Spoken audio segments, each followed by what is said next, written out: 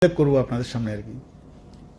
আমরা মূলত থালচরাতে তিনটা ভিলেজ, পূর্ব গোবিন্দবাড়ি, পশ্চিম গোবিন্দবাড়ি এবং নাতিনমণি, তিনটা ভিলেজের লোকদের সাথে কথা বলেছি। মানিকপুরে আমরা মানিকপুর, পূর্ব মালিদর, পশ্চিম মালিদর, রাজধর এবং ঢেপা ছড়া, এই 5টা ভিলেজ, মোট 8টা ভিলেজ সামনো ব্লকের, আমরা তাদের সাথে কথা বলেছি। এরপরে আমরা গঙ্গানগর ব্লকের মালদা রোয়াজাপাড়া এবং গঙ্গানগর এই এলাকায় কথা বলেছি। আর গন্ডাছড়ায় মহকুমাতে, সেখানে আমরা দলপতি, কর্ণসিং এই এলাকার মানুষদের সাথে মেনলি দলপতি এবং হাতিমাথায় গিয়ে কথা বলেছি। আর রামনগর একটা ভিলেজ আছে, সেখানেও আমরা চাকমা মানুষদের সাথে কথা বলেছি। কথা বলা এটা আসলে আমাদের যাওয়ার কারণ হলো, কিছুদিন আগে আমাদের গণমুক্তি পরিষদ একটা সভা করেছে বিভিন্ন অংশের মানুষকে নিয়ে। সেখানে এই সমস্যাগুলি এসছে, যে এরকম সমস্যা চলছে, পত্রপত্রিকা আপনাদের কিছু বিষয় এসছে। তখনই আমরা মনে করি যে এই সমস্যাগুলি আমাদেরও জানা দরকার, কি আসলে সমস্যা। সেজন্যই আমরা গেছি। সেখানে বিষয়গুলি এসছে। আমি একটা বিষয় বলবো, রেশন যেটা বলেছেন, যেমন বিশেষ করে সামনো ব্লকের 9টা ভিলেজে আমরা কথা, 8টা ভিলেজে আমরা করেছি, আরো 5টা ভিলেজ আছে সেখানে ছামনুর পাশে পাশে, এগুলিতে আমরা কথা বলিনি। আমি থালছড়াতে বলবো, থালছড়াতে আমাদের আগেই দেখেছি বামফ্রন্টের সরকারের সময়তে একটা গুডাউন তৈরি করেছিল, কারণ সামনের থেকে চাল নেওয়া, ওখানে রেশন শপের মালিকদের অসুবিধা হয়, সেটা একটা গুডাউন করেছে। আমরা গুডাউনের একটা ছবিও এনেছি, আমি জানি না আমাদের সোশ্যাল মিডিয়া তাদের ছবি আছে কিনা। জঙ্গলে ভর্তি হয়েছে। এই 18 সালের পর থেকে এখানে আর চাল কোনোদিন ঢুকেনি। চাল নিতে হয় কোত্থেকে? 23 কিলো থেকে এসে, মানে চাল যা দিক কিনে তার সমান দাম পরে এটা নিয়ে নেওয়ার জন্য। আর বর্ষা হলে 23 কিলো যায় না, সামনো থেকে এসে নিতে হয়। এবং ঠিক মানিকপুরের ওই যে পূর্ব মালিদর, পশ্চিম মালিদর, তারা 22 থেকে 30 কিলোমিটার দূরে এখনো এসে চাল নিতে হয় মানিকপুর থেকে, রাস্তা না থাকার কারণে। এবং রাস্তাও যেগুলি প্রপার আছে, কিছু রাস্তা আছে, এগুলি কিছু, কিন্তু থালছড়া যাওয়ার মূল রাস্তা যেটা, এটাই গাড়ি চলার জন্য অযোগ্য। আর পূর্ব মালিদর, পশ্চিম মালিদর, এখানে তো গাড়ি যাওয়ার প্রশ্নই নাই এখন। বর্ষা এলে তো মানুষই হাঁটতে পারে না, এমন মানে 18 সালের পরে আর কোনো কাজ সেখানে করেনি।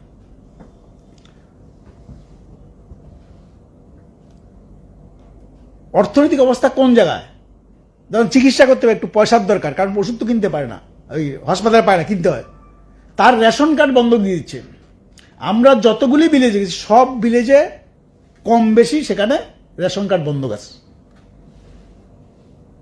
আগেও আমরা এরকম বলেছি আমরা, যে রেশন কার্ড প্রমাণ তারা প্রশাসন চাইলেই পাবে। বন্ধক দিলে কি হয়, যে রেশন কার্ডের মালিক তাকে কিন্তু সই করে দিয়ে আসতে হয়, যদি ডিজিটাল থাকে বা টিপ দিয়ে আসতে হয়।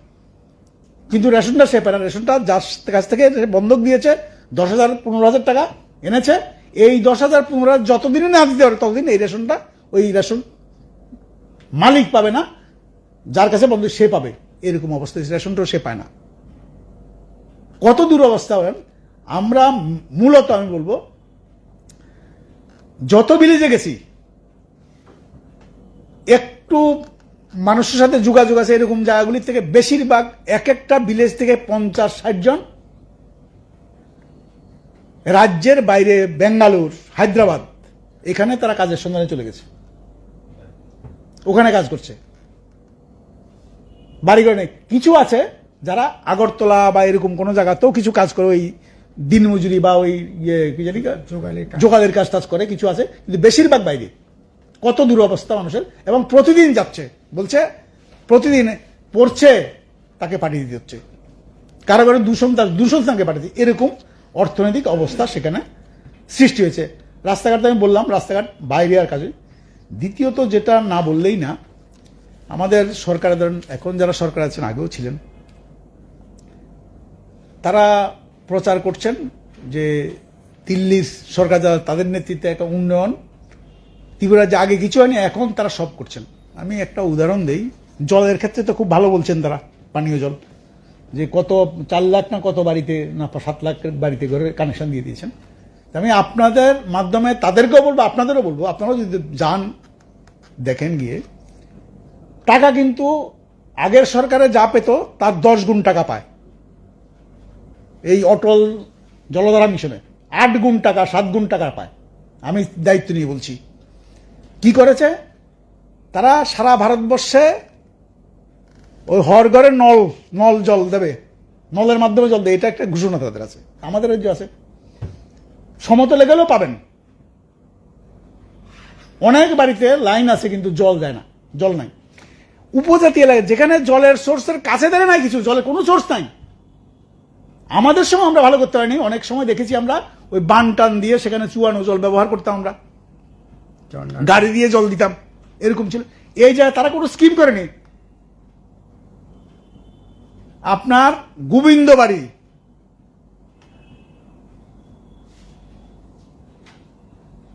এই নাতিন মনু, এই এলাকাতে পর্যন্ত ট্যাপ বসিয়ে দিয়েছে নির্বাচনের আগে। আপনার ওই যে যেটা বললো মালদার ওয়াজাপাড়া, আমাদের একেবারে শেষ সীমানা বর্ডারে, এখানেও ডিপ টিউবওয়েল নাই, জলের পাইপলাইন নাই, ট্যাপ বসিয়ে দিয়েছে। এগুলি ছবি দিচ্ছে। আমি তো অভিজ্ঞতা আছে আমার, এই নির্বাচনের পরও বাড়ি বাড়ি গেছে তারা, মন্ডলের নেতা না কে নেতা জানি না, গেছে। আপনি একটা সইদিন আপনার বাড়িতে যায়, পয়েন্ট আছে। তো অনেক বাড়ি থেকে ফিরে আসছে কি, আমার তো জলে আসেন, আমি কি সই করবো? এবং জলের আমাদের সময় ক্রাইসিস ছিল না, আমরা সব করতে পেরেছি এরকম না, কিন্তু জলের ক্রাইসিস যেখানে, এখানে প্রতিদিন রুটিন করে গাড়ি দিয়ে জল দেওয়া হতো। এখন ওইসব এলাকায়, যে দুর্গম এলাকায়, সপ্তাহে একদিন জল যায় নিয়ে, তাও 2 কলসি 3 কলসি দেয়, এরকম অবস্থা তারা আছে। এখন জলেরও সংকটে আছে। এবং সবচেয়ে বড় সমস্যা হলো এই জল পাওয়া থেকে আরম্ভ করে অন্য যা সুযোগগুলো, এই শিক্ষা দীক্ষা ইত্যাদি বলেছেন, আমাদের রাজ্যের যারা সরকার তারা বলছেন বিদ্যুৎ সব গ্রামে চলে গেছে। আমরা দেখেছি, আপনাদের সামনে মাধ্যমে বলছি, নতুন তো যাওয়া দূরের কথা, আগে নাতিন মনু গোবিন্দ বাড়ি দুটোতে বিদ্যুতের লাইন গেছিল, সব এলাকা জানি, একটা অংশে গেছে, বিদ্যুৎও গেছিল। মালিদেরও বিদ্যুতের লাইন গেছিল, বিদ্যুৎও গেছিল। 18 সালের পরে সেখানে ট্রান্সফরমার উঠিয়ে নিয়েছে, বিদ্যুৎ আর যায় না। বিদ্যুৎ এখন তারও চলে যাচ্ছে, পোস্ট চলে যাচ্ছে, বিদ্যুতের নামগন্ধ নাই। মানে কারো বাড়িতে থাকা ওই গ্রামের মধ্যে বিদ্যুৎ এখন নাই, এরকম অবস্থা তৈরি হয়েছে।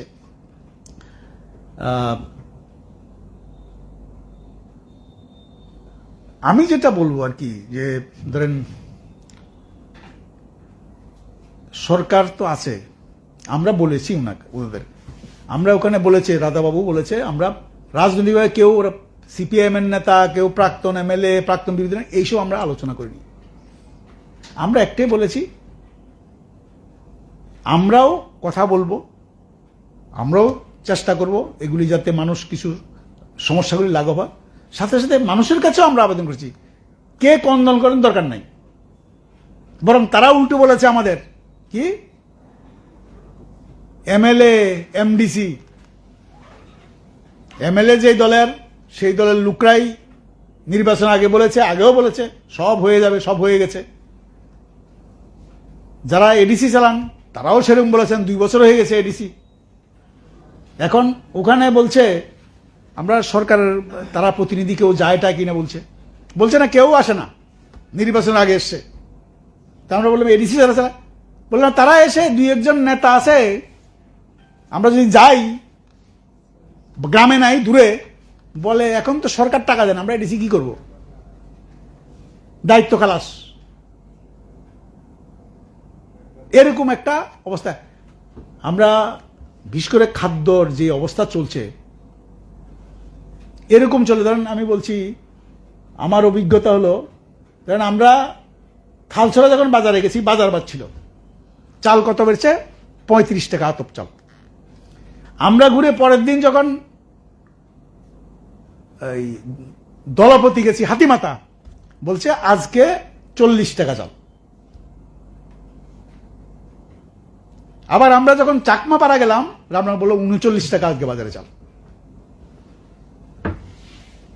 প্রথম কথা হলো এবার ফসল ভালো হয়নি জলের জন্য, মূলত এটাও সরকারের ব্যর্থতা, কারণ ইরিগেশন সিস্টেম যেগুলি ঠিকঠাক করেনি, তো জল পানি, বেশিরভাগ জমি ফাঁকা ছিল,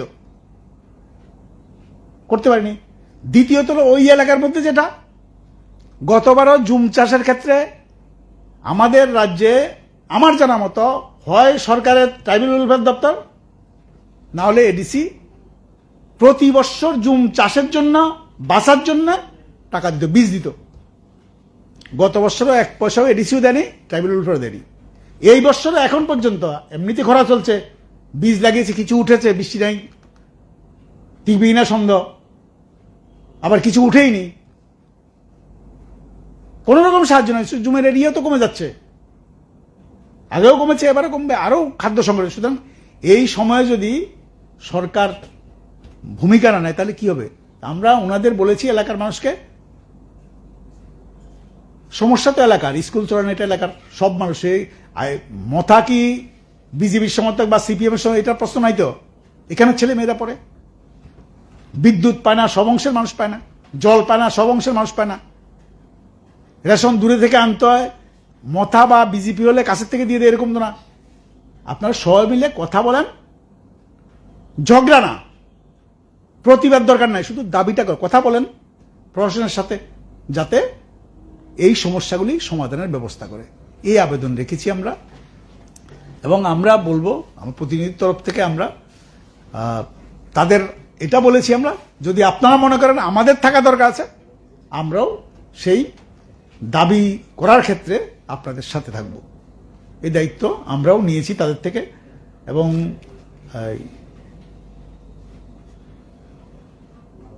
সবটা মিলেই রাধাবু সবটা বিষয় বলেছেন, এবং সেখানে আমাদের দাবি থাকবো সরকারের কাছে, এডিসি প্রশাসনের কাছে, যে এই যে করুণ অবস্থায় বিশেষ করে এডিসি এলাকার মধ্যে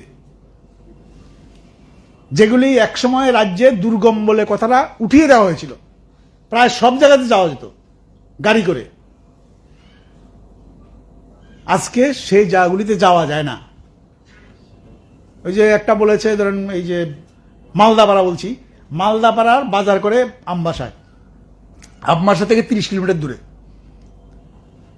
গাড়ি আগের দিন যায় মালগাড়ি, পরের দিন সকালে তারা আসে, এসে বিকালে তারা যায়, এবং বৃষ্টি হলে তো যেতেই পারে না, এরকম অবস্থা। তো সব জায়গাতে একই অবস্থা। এগুলি রাস্তা, মূল যোগাযোগ ব্যবস্থা এবং বিদ্যুৎ, দুটা যদি করে তাহলে অনেকটা অন্য সমস্যাগুলি সমাধানের ক্ষেত্রে হয়তো সুবিধা হবে। সেই জন্য তাদের কাছে আলাদা আবেদন করব আমরা, যে আমাদের যাওয়া এবং তাদের থেকে যা কথা, আমরা নিজেরা একটা কথা বলিনি, তাদের থেকে আমরা শুনেছি, শুনেই আমরা এই কথাগুলি বলছি, যে এটা রাজনীতির প্রশ্ন না, ওই মানুষগুলির জীবনের প্রশ্ন, তাদের ভবিষ্যতের প্রশ্ন, ছেলে মেয়েদের, সেটা যাতে সরকার উদ্যোগ নেয়, এডিসি প্রশাসন উদ্যোগ নেয়। আমরা আমাদের পার্টি হিসেবে, আমাদের বিরোধী দলে আমাদের এমএলএরাও আছেন, আমাদের থেকে যে ধরনের সহযোগিতা লাগে, প্রয়োজন হয়, আমাদের পার্টির তরফ থেকে বা আমাদের প্রশাসনে যারা আছে, মানে নির্বাচিত, তারা নিশ্চয়ই সেটা করবে।